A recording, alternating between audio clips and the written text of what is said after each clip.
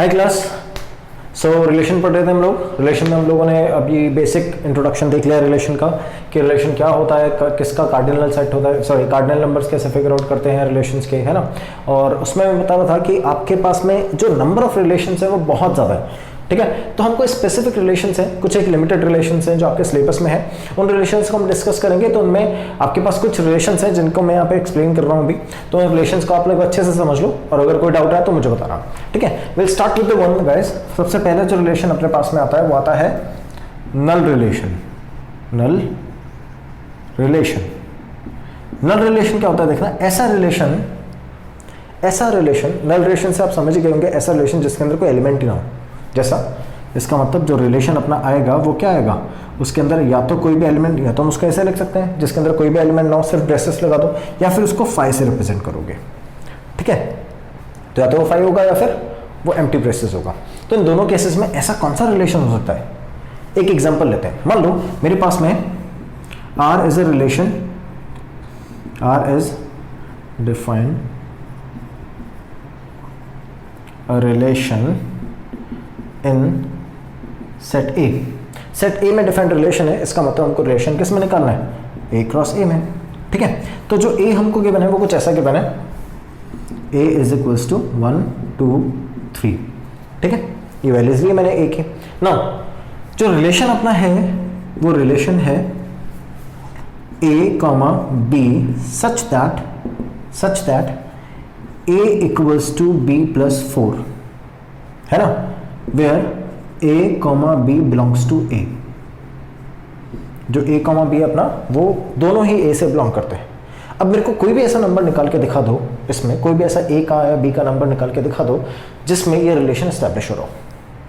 अब b की place पे क्या रखोगे, a और b दोनों 1 से बिलोंग कर रहे हैं, सॉरी a से बिलोंग कर रहे हैं, तो दैट मींस b में भी वही वैल्यूज आएंगी जो a के अंदर अवेलेबल है, ठीक है। तो a के अंदर अवेलेबल वैल्यूज में मैं क्या रखूंगा b की जगह, देखो we have a is equals to b plus 4, तो मैं जैसे ही b की प्लेस पे 1 रखता हूँ, जब मैं 1 रखता हूँ तो 1 प्लस 4 आंसर कितना आ जाएगा, ए का आंसर आ जाएगा 5। चेक करो ये a इज इक्वल्स टू 5 क्या इसमें अवेलेबल है, नहीं, ठीक है, क्योंकि मैं a क्रॉस a में निकाल रहा हूँ ना, a क्रॉस a में निकाल रहा हूँ, तो जो अपना a है वो भी a से बिलोंग करना चाहिए, और जो अपना b है वो भी a से बिलोंग करना चाहिए। तो जो b की वैल्यू है वो भी अपन a में से पिक करेंगे, और जो a का आंसर आएगा वो भी a का कोई एलिमेंट होना चाहिए। a का कोई भी एलिमेंट नहीं है ना 5, सो दैट मीन्स ऐसा इस रिलेशन को, ये रिलेशन तो इनकरेक्ट नहीं है, वो तो वैल्यूज नहीं है ना हमारे पास में। अगर यहाँ पर अभी इसमें 5 तक वैल्यूज होती तो हमारे पास में एक आंसर आता ना, इसका क्या आंसर आता 5,1, तो मैं a को पहले रखूंगा ना, तो a का आंसर 5 आ रहा है और ये 1 आ रहा है, तो a 5,1, तो b की प्लेस पे 1 रखा, a की प्लेस पे 5 रखा, 5,1 आंसर आ गया, ठीक है। सो ऐसे हमारे पास में इस सेट के लिए ऐसा कोई भी रिलेशन सेटिस्फाई नहीं हो सकता। सो इसीलिए इस सेट के लिए जो रिलेशन हमारा है वो नल रिलेशन है, समझ गए, क्योंकि इसलिए हमारे पास में कोई एलिमेंट मिल ही नहीं रहा। अच्छा, इसी का जस्ट उल्टा जो हमारे पास रिलेशन आता है वो आता है यूनिवर्सल रिलेशन। यूनिवर्सल रिलेशन क्या होता है देखो, सेकंड आते हैं अपन यूनिवर्सल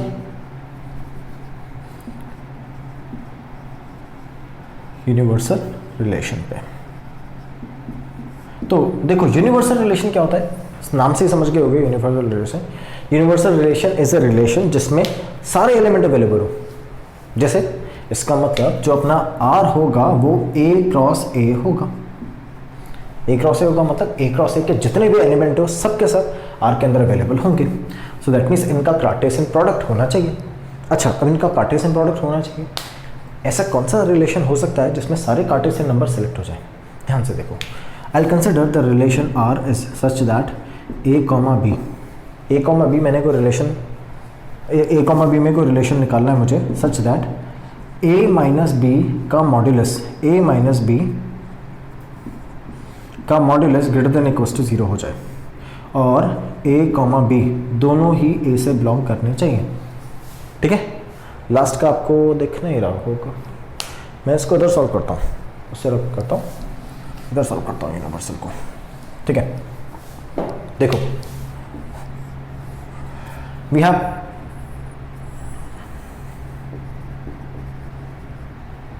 यूनिवर्सल रिलेशन। ओके, तो यूनिवर्सल रिलेशन क्या है अपना? यूनिवर्सल रिलेशन ऐसा है जिसमें सारे एलिमेंट अवेलेबल हो। That means R should be exactly equal to, equal set होना चाहिए ना, इक्वल सेट। इक्वल सेट यानी कार्डिनल नंबर भी सेम होंगे और वैल्यूज भी सेम होंगे। सो ए क्रॉस ए होगा। ये कब हो सकता है? देखो, जब अपना रिलेशन कुछ इस तरह से डिफाइन हो, A comma B such that A minus B का modulus greater than equal to 0 हो जाए और ए एंड बी दोनों ही ए से बिलोंग करते हैं। ठीक है, तो अब जो वैल्यूज मैं बनाऊंगा वो कैसे बनाऊंगा? देखो, आप कोई सी भी वैल्यूज उठा लो, कोई सी वैल्यू उठा लो, 1 2 3 4, 1 माइनस 1 मैं ग्रेटर देन इक्वल टू 0 बोल रहा हूँ। 1 माइनस 1 का जब मॉड्यूलस करूंगा तो आंसर क्या आएगा? 0। 2 माइनस 2 0, 3 माइनस 3 0, 1 माइनस 2 1 माइनस 2 है ना, 1 में से 2 माइनस करूंगा आंसर कितना आएगा? -1। मॉड्यूलस करूंगा +1 हो जाएगा, ग्रेटर देन 0 है। ठीक है, 2 माइनस 3 करूंगा तो भी -1 हो जाएगा, फिर से मॉड्यूलस करूंगा, फिर से पॉजिटिव। 1 माइनस 3 -2 मॉड्यूलस करूंगा पॉजिटिव। ठीक है, 3 माइनस 2 3 1 कुछ भी बना लो आप कोई सी भी वैल्यूज ले लो, सबके सब सेट अवेलेबल है। दैट मीन्स 5 अवेलेबल है, नल सेट है। ठीक है, कोई वैल्यूज ही नहीं है अपने पास में। 1 2 3 सब अवेलेबल है, 1 2 3 1 1 2 2 3 3 4 4 जितने वैल्यूज हैं सबके सब वैल्यूज को यहाँ पुट कर देंगे। So we'll have this one as universal relation, क्योंकि इसके अंदर सारी वैल्यू सेटिस्फाई हो रही है। ठीक है, ओके। सो अब थर्ड आता है अपना आइडेंटिटी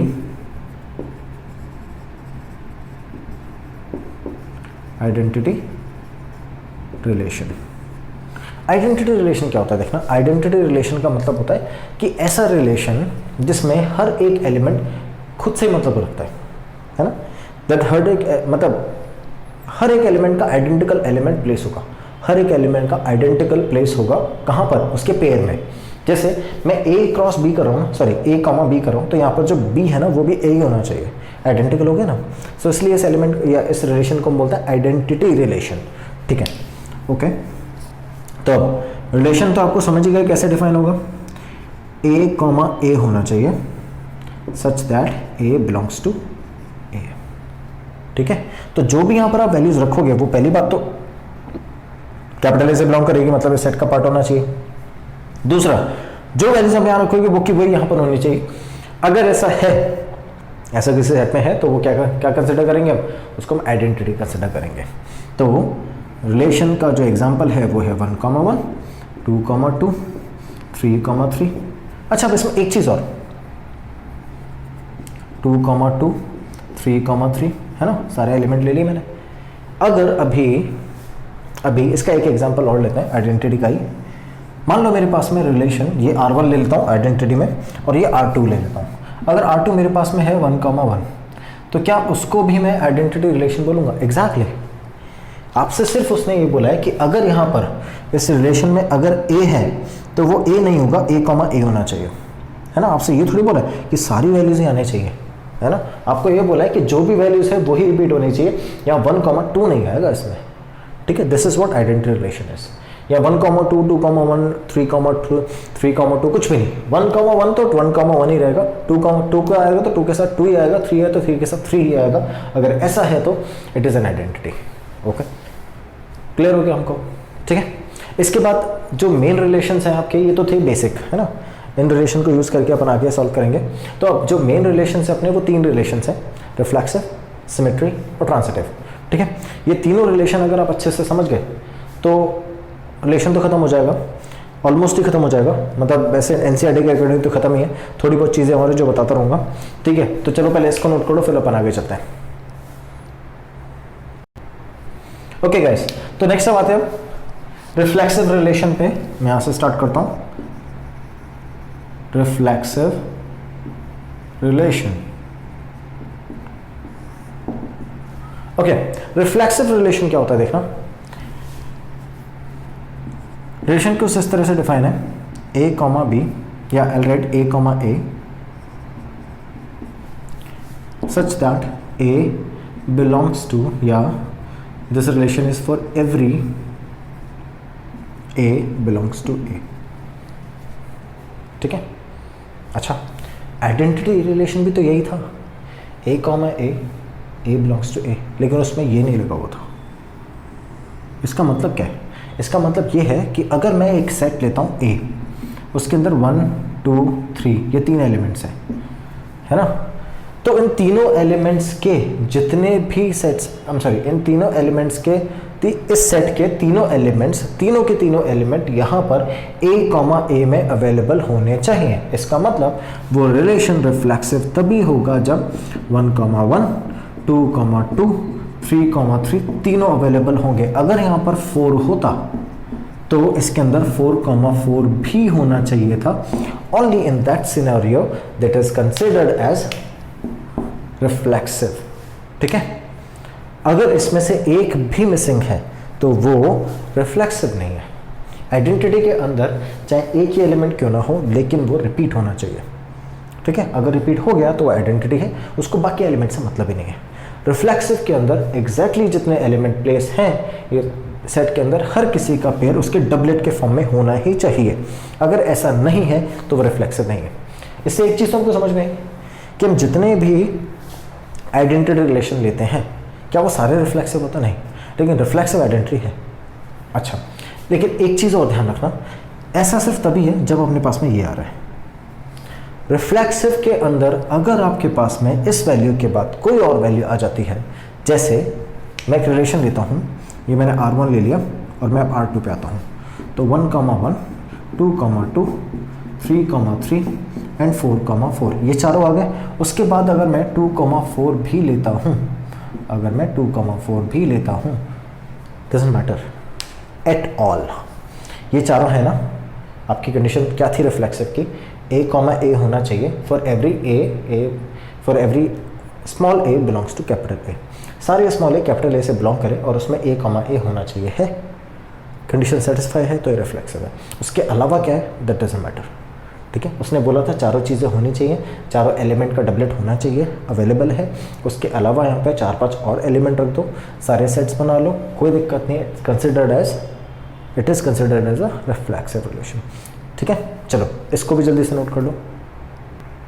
ओके, सो गाइस अब नेक्स्ट आते हैं हम सिमेट्रिक रिलेशन पे। सिमेट्रिक रिलेशन क्या होता है देखना। सबसे पहले तो रिलेशन का डेफिनेशन क्या है। रिलेशन का डेफिनेशन है कि ये जो रिलेशन है आपका वो A to A में डिफाइन है, A to A में डिफाइन है, सच दैट, या मैं डायरेक्टली ऐसे ही लिख देता हूँ, छोड़ो, A is equals to A, B such that A, B belongs to R। अगर A, B belongs to R है तो it implies that B, A भी R से बिलोंग करना चाहिए। और ये A और B वंस अगेन दोनों A से बिलोंग करते हैं, तो जो A, B है वो दोनों आपका A से बिलोंग करता है। And the value of A is 1, 2, 3, we have taken it so many times. चलो, तो अब यहाँ से अगर हम इसको सॉल्व करें तो जो अपना फंक्शन है, वो जो रिलेशन है वो अपना इस तरह से एस्टेब्लिश होता है। तो अगर मैं इसकी वैल्यूज निकालें तो हम कैसे निकाल सकते हैं, देखो इसकी वैल्यूज कैसे निकालेंगे। देखो जो वैल्यूज मैं रखूँगा यहाँ पर वो कैसे रखूँगा, A, B है बिलोंग्स टू R है, B, A belongs to R। तो अगर मैं वैल्यूज निकाल रहा हूँ तो जैसे मेरे पास में कोई रिलेशन है 1, 2, 2, 1, अगर 1, 2 है तो 2, 1 होना चाहिए। यहाँ पर तो जैसे हमने रिफ्लेक्सिव के अंदर किया है कि 1, 2 और 2, 1 देखा, उसके बाद कुछ भी उनको मतलब नहीं है, ऐसा नहीं होगा यहाँ पर। पता हूँ क्यों ऐसा क्यों नहीं होगा, यहाँ पर आप 2 मिनट में आप समझ जाओगे कि ऐसा होता क्यों नहीं है। क्योंकि अगर मैं जो कोई भी वैल्यू रखूँगा वहाँ पर आपको क्या चेक करना था कि सारे वैल्यूज अगर जितने भी सेट्स हैं अपने पास या जितने भी एलिमेंट्स हैं उनका डबलेट अगर अवेलेबल है, बाकी सबको चेक ही नहीं करना। यहाँ पर तो जितने भी एलिमेंट आप प्लेस करोगे, जितने भी पेयर आप प्लेस करोगे उसका रिवर्सिबल पॉसिबल होना चाहिए। जैसे ए और बी पे आपने कुछ भी रखा, उसका बी ए बनेगा ही बनेगा, और वो बी ए यहाँ पर होना चाहिए। और अगर बी ए नहीं है, अगर बी ए आपके पास में यहाँ पर नहीं है तो हम इसको क्या बोलेंगे, नॉन सिमेट्रिक, है ना। तो सिमेट्रिक फंक्शन नहीं होगा अपना, सॉरी सिमेट्रिक रिलेशन नहीं होगा। तो अगर मैं एक तो मैंने R1 ले लिया, एक मैं R2 लेता हूँ, अगर मैं 1, 1 लिखूँ तो क्या सिमेट्री है, बिल्कुल 1, 1 का उल्टा 1, 1 ही तो होगा। अच्छा, बच्चे मेरे को कई बार ये भी बोलते हैं सर 1, 1 लेकिन लिखा हुआ तो है ही नहीं, हम कैसे मान लें आगे 1, 1 ही हो, 2, 1 हो जाए तो। गाइस सबसे पहले बात तो अगर आप सेट्स याद करो तो सेट्स की एक प्रॉपर्टी होती थी कि जहाँ पर जो सेम काइंड ऑफ एलिमेंट है उनको रिपीट नहीं करते हैं, है ना। अगर वहाँ पर 2 और 2 2 बार आ रहा है तो हम उसको एक ही बार लिखते हैं सेट में, ना 2 बार रिपीट नहीं करते हैं। सिमिलरली यहाँ पर भी इसका एलिमेंट है ये, इस सेट का एलिमेंट ही तो है, तो यहाँ पर उसको एक बार ही लिखेंगे। सो दैट मीन्स अगर ये यहाँ पर मैं इसको 2 बार अगर कंसिडर भी करना चाहूँ तो कर सकता हूँ। क्यों? क्योंकि मेरे लिए में अगर 2 बार भी होगा ये अवेलेबल तो मैं इसको एक ही बार लिखूंगा, तो मैं मान सकता हूँ 2 बार है। तो दैट मीन्स ये 1, 1 और 1, फिर से अवेलेबल है। तो 1, 1 खुद इसका ही सेट है ना, हम सॉरी खुद इसका ही रेसिप्रोकल है। या रेसिप्रोकल तो क्या बोल रहा हूँ मैं, मतलब जैसे A क्रॉस B है तो B, A, इसी के लिए यही बनेगा ना। चलो, तो अगर मैं नेक्स्ट वाला सेट लूँ या नेक्स्ट वाला रिलेशन लूँ R3, तो उसको मैं मान लो कुछ इस तरह से लिखता हूँ that R3 is equal to 1, 2, 2, 3, 3, 1, 3, और 3, 2। चलो, तो अब आपको कैसे फिगर आउट करना है? जैसे मैं 1, 2 करता हूँ तो चेक करते हैं 2, 1 है क्या। 1, 2 का 2, 1 होना चाहिए। अगर 2, 1 नहीं है तो यहीं से आगे चेक ही नहीं करना आपको, यहीं पे आप खत्म कर दोगे, इट्स नॉट अ सिमेट्री। ठीक है, सबसे पहली बात तो सिमेट्री नहीं है। तो 2, 3 का 3, 2 होना चाहिए, है। 3, 1 का 1, 3 होना चाहिए, वो भी नहीं है ना। तो वो तो हम ये पे सॉर्ट आउट कर चुके हैं कि ये सिमेट्री नहीं है, लेकिन फिर भी अगर एक बार चेक करें तो कौन कौन सी वैल्यूज के लिए सिमेट्री अवेलेबल है वो हमने देख लिया। इस एलिमेंट के लिए सिमेट्री अवेलेबल है, still it is not a symmetry, क्योंकि सबका सिमेट्री होना अवेलेबल, सॉरी सबका सिमेट्री होना कंपलसरी है। ठीक है, चलो ये हमको समझ में आ गया सिमेट्री रिलेशन क्या होता है। अच्छा, ऐसे ही अभी इनके एग्जांपल्स लेंगे हम लोग, बहुत सारे एग्जांपल्स करेंगे इनके। ठीक है, उसके बाद अपन क्वेश्चंस को देखेंगे, इसके क्वेश्चंस कैसे सॉल्व होते हैं, और मैं क्वेश्चंस को चेक आपको भी दूंगा सॉल्व करने के लिए। उसके बाद अब ये तो सिमेट्री रिलेशन हो गया। इसी तरह से अपना एक और रिलेशन बनता है जिसको बोलते हैं ट्रांजिटिव रिलेशन। वो ट्रांजिटिव रिलेशन, चलो मैं इसको रबी कर देता हूँ। Transitive relation guys, transitive relation की डेफिनेशन क्या होती है कि अगर मेरे पास में कोई A, B ऐसा है, जैसे A, B belongs to A, B belongs to R and B, C belongs to R, तो A, implies that A, C भी R से belong करना चाहिए, where A, B and C belongs to once again the same A। इसका मतलब जैसे मेरे पास में A के अंदर 1, 2, 3 है, तो अगर किसी सेट के अंदर 1, 2, 2, 3 है तो 1, 3 होना चाहिए। अगर ऐसा है तो ट्रांजिटिव है, अगर ऐसा नहीं है तो ट्रांजिटिव नहीं है। इसका मतलब चलो जैसे मान लेते हैं, मैं एक एग्जांपल लेता हूँ। 3 भाई हैं, है ना, 3 brothers are there, B1, B2 and B3। ये इसका भाई है, ये इसका भाई है, तो ये इसका भाई होगा ना। अगर ये इसका भाई है, ये इसका भाई है, ये इसका भाई होगा।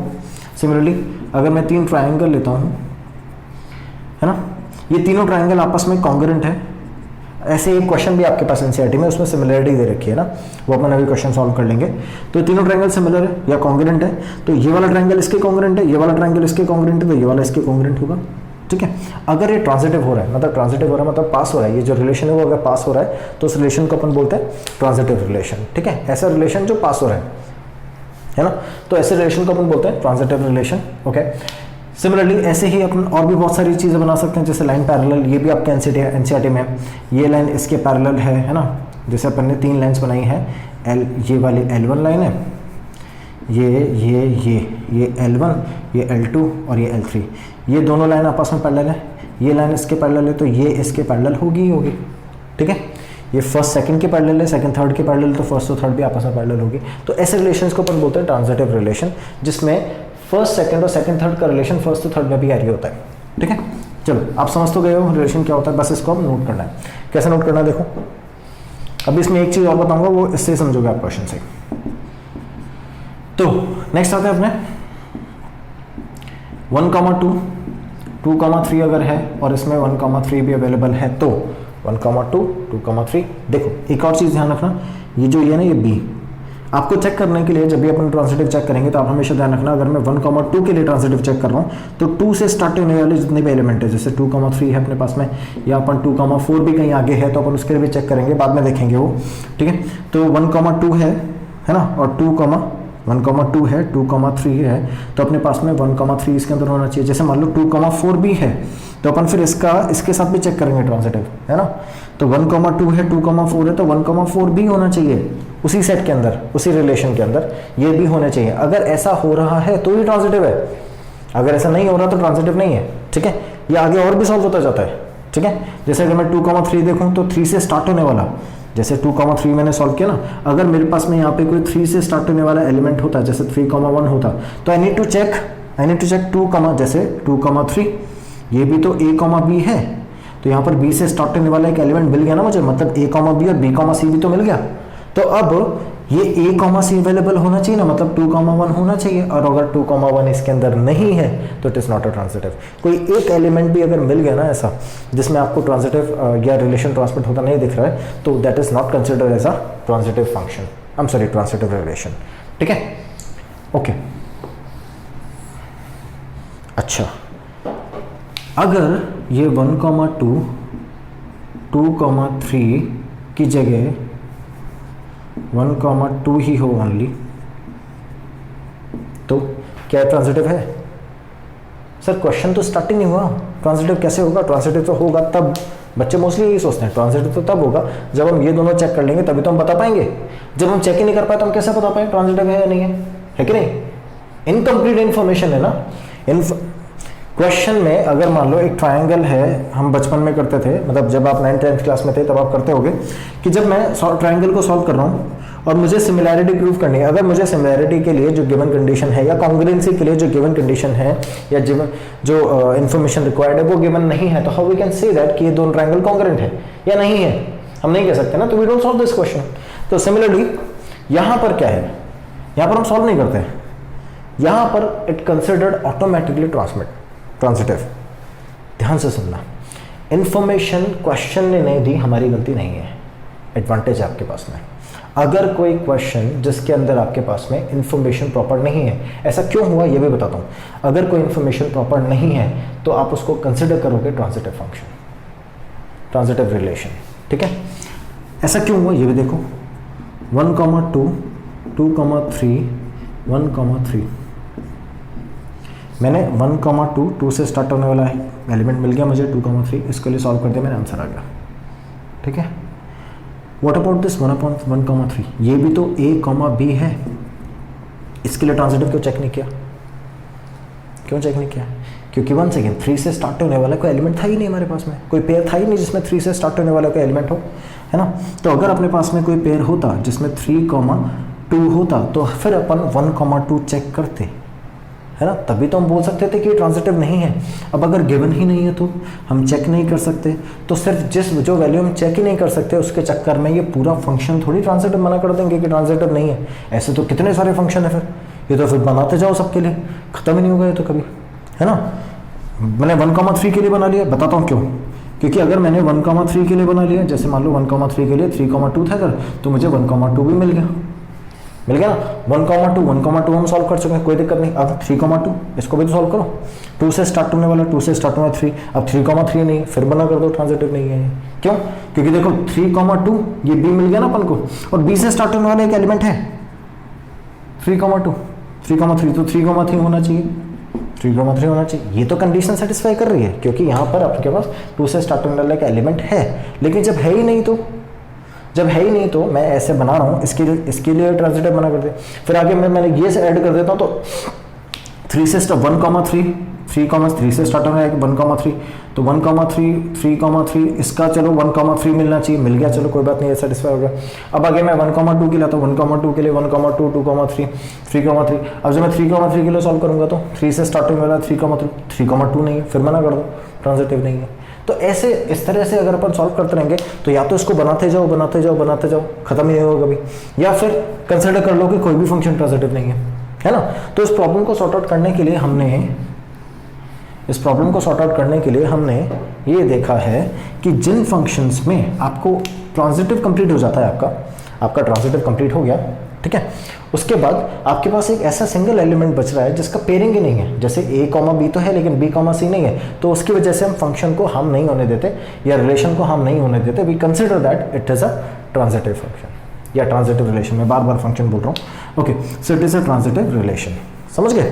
तो ऐसे हम रिलेशंस को जो किसी एक एलिमेंट की वजह से, जिसकी इंफॉर्मेशन भी नहीं है, जिसका हमें पता ही नहीं है कि ट्रांजिटिव होगा या नहीं होगा, उसकी वजह से जो ट्रांजिटिव फंक्शन ऑलरेडी है उसको हम नहीं होने देते। We consider that this relation is a transitive relation. Now अब अगर ये इंडिविजुअल है तो भी ये ट्रांजिटिव है। क्यों? क्योंकि जो रूल हमने बना दिया वो सब जगह अप्लाई होगा फिर, ठीक है। जो रूल हमने ट्रांजिटिव के लिए, किसी भी रिलेशन के लिए, किसी भी मैथमेटिक फॉर्मूला के लिए बना लिया वो सभी जगह अप्लाई होगा। फिर अभी कंसिडर दैट फिर इंडिविजुअल्स एज वेल, है ना। तो यहां तक हमको समझ में आ गया कि हम किस तरह के फंक्शन को ट्रांजिटिव फंक्शन या रिलेशन फंक्शन बोल सकते हैं। चलो मैं बार बार फंक्शन बोल रहा हूँ। चलो relation guys, it is transitive relation क्या होता है हम समझ गए यहाँ तक। अब इसके बाद एक रिलेशन और आता है जिसको हम बोलते हैं एंटी सिमेट्री रिलेशन।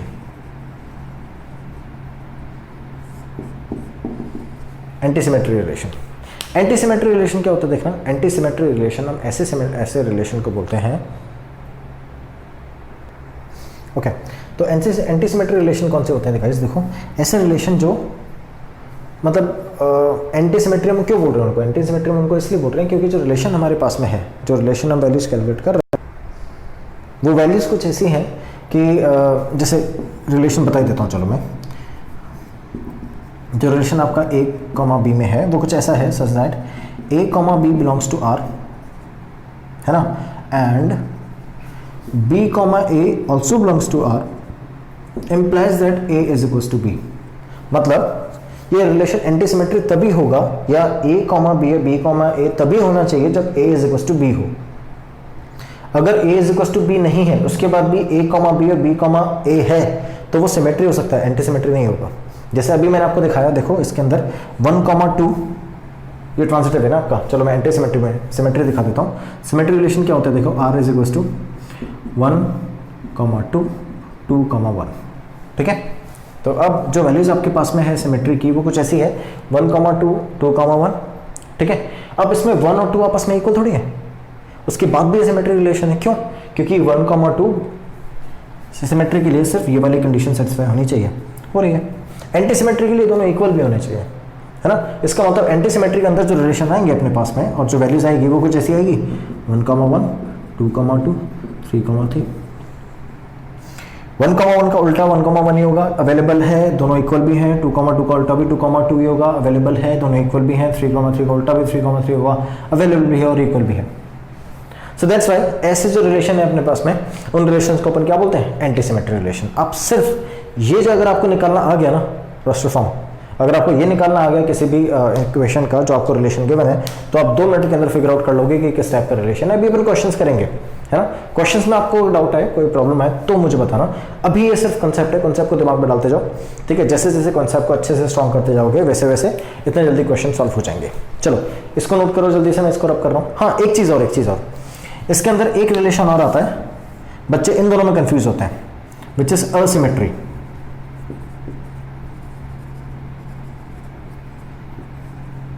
असिमेट्री और एंटी सिमेट्री क्या डिफरेंस है? एंटी सिमेट्री इसके साथ साथ एक और मतलब जो सिमेट्री रिलेशन है उसके साथ एक एडिशनल क्वांटिटी और है, एडिशनल कंडीशन और है अपने पास में एंटी सिमेट्री में। असिमेट्री सिमेट्री का ऑपोजिट है, मतलब अगर सिमेट्री नहीं है तो असिमेट्री है, समझ गए। जो अपन ऐसे फंक्शन बोल रहे थे ना जो सिमेट्री नहीं है, उन फंक्शन के लिए क्या, तो उन फंक्शंस को अपन बोलेंगे असिमेट्री, ठीक है। यहाँ पर ये वाले जो फंक्शन है, ये जो फंक्शन है आपका, ये एंटी सिमेट्री भी है और ये सिमेट्री भी है ना। तो एंटी सिमेट्री फंक्शन सिमेट्री हो सकता है लेकिन असिमेट्री फंक्शन सिमेट्री नहीं हो सकता। क्यों? क्योंकि असिमेट्री फंक्शन के अंदर r बिलोंग्स टू, अगर आपका a, b belongs to r है, जैसे a, b belongs to r है, तो b, a should not belongs to r। ये r से बिलोंग नहीं करना चाहिए, मतलब उसके अंदर अगर 1, 2 है तो 2, 1 नहीं होना चाहिए, तब वो असिमेट्री होगा। यहाँ पर 1, 1, 2, 2, 3, 3 ये सब अवेलेबल है, तो ये सिमेट्री फंक्शन तो है ही, सिमेट्री फंक्शन तो है ही। उसके साथ साथ ये सब इक्वल है, इसलिए ये कौन सा फंक्शन है, इसलिए कौन सा फंक्शन है, इसलिए कौन सा फंक्शन है गाइस, कौन सा फंक्शन है, एंटी सिमेट्री, ठीक है। बच्चे मेरे को बोलते हैं कि सर फिर ये रिफ्लेक्सिव एंटी सिमेट्री हुआ। गाइस रिफ्लेक्सिव की एक और कंडीशन है, रिफ्लेक्सिव के अंदर ये a b a ऐसा कुछ नहीं पूछा उसने सिर्फ ये बोला है कि a होना चाहिए, है ना, a होना चाहिए। जो यहाँ पर वैल्यूज है एग्जैक्टली डबलेट बनना चाहिए, ठीक है। वो डबलेट अगर बन रहा है तो अपने पास वैल्यूज आ जाएगी, समझ गए। चलो इसको नोट करो जल्दी से। नेक्स्ट आते हैं अपन इनवर्स फंक्शन पे। मैं फंक्शन क्यों लिख रहा हूं, इनवर्स रिलेशन पे, ठीक है। इनवर्स रिलेशन कौन सा रिलेशन होता है? इनवर्स रिलेशन वो रिलेशन होता है जो किसी भी रिलेशन का ऑपोजिट हो। ऑपोजिट एज इन जस्ट उल्टा। कैसे? जैसे मान लो कोई रिलेशन है जिसमें अपने पास वैल्यूज हैं 1, 2, 2, 3, अब ये वैल्यूज कई बार बच्चे सोच रहे हो ये आएगी कैसे, इतने वैल्यूज ले लेके अपन सॉल्व कर रहे हैं, ये आएगी कैसे? ये गाइस आपको रिलेशन बताएगा, जब अपन क्वेश्चन सॉल्व करेंगे ना तो उसमें रिलेशन होगा, उससे आपको ये बनाना पड़ेगा। कैसे बनाना पड़ेगा वो क्वेश्चन देखेंगे अपन। 2,3, 3,3 और 4,1 है ना। अगर मान लो कुछ ऐसा है, अगर मुझे इसका इन्वर्स बनाना है तो मैं कैसे बनाऊंगा, देखो ध्यान से देखो, आर इन्वर्स अगर मेरे को बनाना है तो मैं कैसे बनाऊंगा, मैं 1,2 है इसका उल्टा कर दूंगा 2,1, 2,3 है इसका उल्टा कर दूंगा 3,2, 3,3 है उसका उल्टा कर दूंगा 3,3 रहेगा, 4,1 का उल्टा कर दूंगा 4,1 रहेगा। एक और चीज़, अगर किसी भी रिलेशन का आर और आर इन्वर्स आपस में इक्वल हो गए, अगर किसी भी रिलेशन का आर और आर इन्वर्स आपस में इक्वल हो गए, ऐसा कब होगा, ध्यान से सुनना, ये समझ जाओगे तो खुद ही समझ जाओगे कि what I am trying to say. ऐसा कब होगा, जब आर और इन्वर्स दोनों आपस में इक्वल हो गए। दैट मीन्स यहाँ पे 1,2 का उल्टा 2,1, तो 2,1 भी इसके अंदर हो, है ना। 2,3 का उल्टा 3,2, 3,2 भी इसके अंदर हो, 3,3 तो है ही, 4,1 का उल्टा 1,4, तो 1,4 भी इसके अंदर होना चाहिए। ऐसा कब होगा, देखो 1,2 तो 2,1 है, 3,2 तो 2,3 है, ऐसे 4 हैं अपने पास में इसके अंदर पेयर्स। इन चारों का अब ये एक रिलेशन है आर, मैं इसका आर इन्वर्स निकालता हूँ, ध्यान से सुनना। 1,2 का उल्टा होगा 2,1, 2,1 का उल्टा होगा 1,2, 3,2 का उल्टा होगा 2,3 और 2,3 का उल्टा होगा 3,2। तो ये देखो 2,1, 2,1, 1,2, 1,2, 3,2, 3,2, 2,3, 3,2। आप कैसे भी लिख दो ना, सेट्स के अंदर पढ़ा था हमने, किसी को भी कहीं भी प्लेस कर सकते हैं, कोई दिक्कत नहीं है। तो अपने पास जो चारों इसके अंदर है वही चारों एग्जैक्टली इसके अंदर है, तो दोनों सेट्स आपस में इक्वल हो गए, ये दोनों रिलेशन आपस में इक्वल हो गए। अगर ये दोनों रिलेशन आपस में इक्वल है तो ऐसा कब हुआ, ये वाला रिलेशन चेक करो, कौन सा टाइप का रिलेशन है, 1,2, 2,1, 3,2, 2,3, सिमेट्री। सिमेट्री में ही ऐसा पॉसिबल है कि अगर आप इसको रिवर्स कर दो और यहाँ पर exactly same to same values आ जाए, ठीक है। तो अगर ये दोनों आपस में इक्वल हो गए तो ये फंक्शन सिमेट्री हो गया, ठीक है। ये ध्यान रखना, सिमेट्री तो होगा ही होगा, फॉर श्योर सिमेट्री होगा, ठीक है। तो जो भी वैल्यूज अपने पास में होगी वो a, हाँ बच्चे मेरे को कई बार ऐसे बोलते हैं सर रिफ्लेक्सिव में अगर देखें तो 1,1, 2,2, guys once again what I just said to you is a, b, है ना। a, b रिफ्लेक्सिव के अंदर a होता है, वो सेम ही एलिमेंट से रिएक्ट करता है, मतलब उसके अंदर जो वैल्यूज है अपने पास में वो एक ही होती हैं। अगर आपके पास कभी a और b दो अलग अलग वैल्यूज आए और दो अलग अलग में आपको रिलेशन फिगर आउट करना हुआ हो और आपको coincidentally r is equals to r inverse में अगर मिल गया, r is equals to r inverse अगर मिल गया, तो वो उसमें अगर आपने r इनवर्स मिल गया और आपको याद आपने सोच रखा है कि वो 1,1, 2,2, वो एक छोटी सी कंडीशन है कि 1,2 के अंदर रिफ्लेक्सिव के अंदर ये इक्वल होता है। What I am saying is reflexive के अंदर ये इक्वल होता है, लेकिन ये इक्वल हो गया तो रिफ्लेक्सिव होगा, ऐसा नहीं होगा, ठीक है। अगर रिफ्लेक्सिव है तो ये इक्वल हो जाएगा, ठीक है। लेकिन अगर ये इक्वल हो गया तो रिफ्लेक्सिव होगा, ऐसा जरूरी नहीं है, क्योंकि हमने अभी देखा है अगर ये इक्वल हो गया तो सिमेट्री भी तो हो रहा है, समझ रहे हो, ये इक्वल हो रहा है तो सिमेट्री भी तो हो रहा है, सिमेट्री रिफ्लेक्सिव थोड़ी होता है। तो ये कंफ्यूजन खत्म कर देना अपने दिमाग से, ठीक है। बहुत बार बच्चों को मैंने ऐसी गलतियां करते देखा है, वो अपने दिमाग में कंसेप्ट बना लेते हैं कि अच्छा ऐसा हो रहा है, तो मैंने तो रिफ्लेक्सिव भी देखा है, रिफ्लेक्सिव में भी सेम वैल्यूज रिपीट हो रही है, इसका मतलब रिफ्लेक्सिव भी होगा, तो सिमेट्री बता रहा है मेरे को, मैंने एक और नई चीज़ इन्वेंट कर ली, मेरे को तो रिफ्लेक्सिव भी पता है। अब मैं जब एग्जाम आएगा तो मैं इसमें ये चेक करूंगा, ये चेक करते मैंने इसको रिफ्लेक्सिव लिख दिया, रिफ्लेक्सिव लिख तो दिया, लेकिन रिफ्लेक्सिव के अंदर ये अगर ये आ गया तो 1,2, 2,1 और आपके पास वहाँ पर सेम ही वैल्यूज होनी चाहिए, डबलेट होना चाहिए, एक भी डबलेट अवेलेबल नहीं है, इसको चेक करके हमने इसको रिफ्लेक्सिव अगर बना दिया। आपको क्वेश्चन में गिवन है, आपने एक बार देख के टिक कर दिया रिफ्लेक्सिव, गलत हो गया ना, तो इसलिए अपना दिमाग मत लगाना, कोई डाउट हो तो पूछ लेना।